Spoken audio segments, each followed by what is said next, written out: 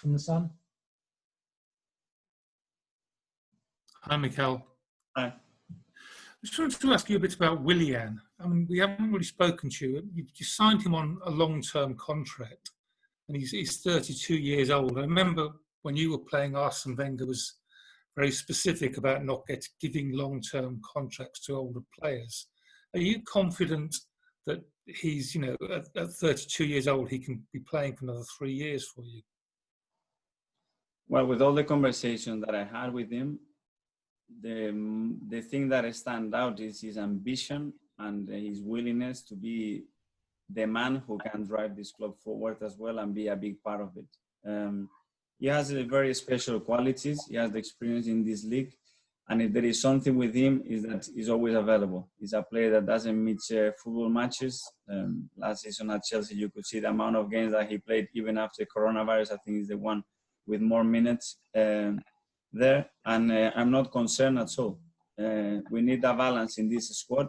We have some really young talents that need some experienced players that they can just put the shirts on and start performance. And this will evolve, It will be up to him and how much we help him as well with our environment if he's able to perform at that level another 3 years. But I think he's got a great chance to achieving that, but time will tell.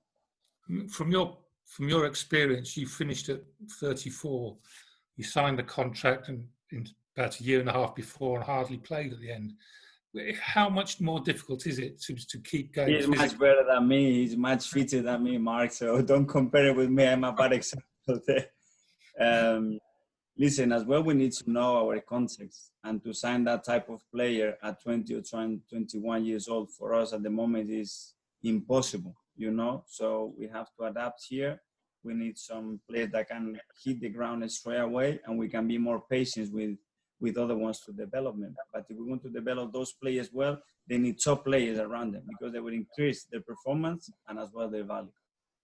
And finally, on Willian, do you envisage him playing as a winger as he did at Chelsea or as a number 10? Which obviously he can play both. Yeah, he's played both. I think he can play as an attacking midfielder as well. You can fill him in 3 or 4 different positions depending the formation that we use on the day. Thank you. Finally, Nick from The Guardian. Hi, Mikel. Hi. Just on goalkeepers again, you've got 2 guys who are both 28 and they feel like they should be playing. They're close to the peak of their careers. They both want to make the most of their careers. It's not a normal situation, really. Is it realistic to keep them both all season? Well, there are other cases in other football clubs with similar things. The positive thing is that we have a keeper with Emi that for 10 years been so patient that he's made some difficult choices in his career to earn the place and the right to where he is at the moment. And that he was given the opportunity since I joined here, he was superb, and then his performance increased dramatically. He was key in our success to win the titles and as well his value as well. And for me, it's a really good problem to have, to deal with that between a position that only one can play long term is a little bit more difficult. But this is why we are having this conversation. But you think you can keep them both happy over the next 9 months?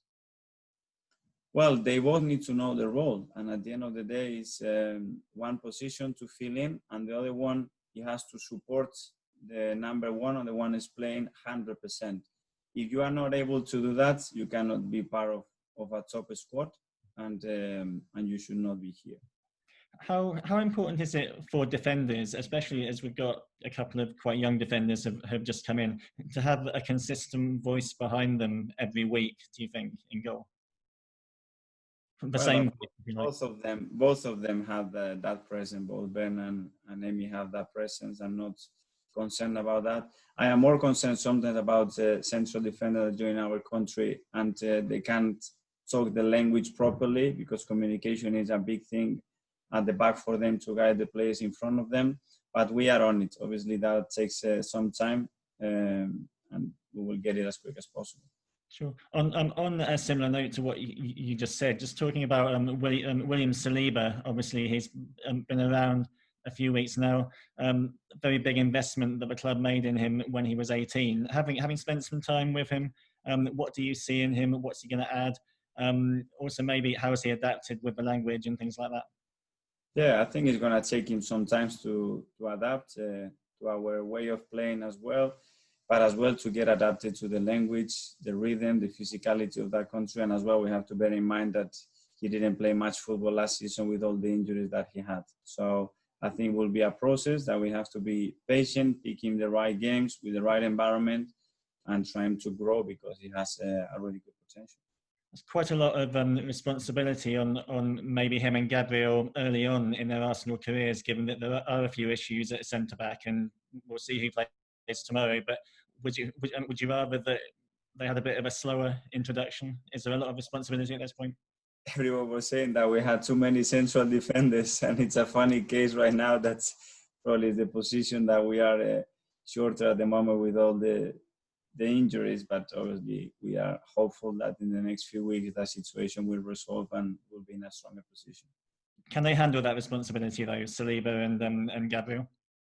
I think you can just answer that question when they perform on that pitch. It's easy from the outside to say yeah, but after you have to be there and do the job.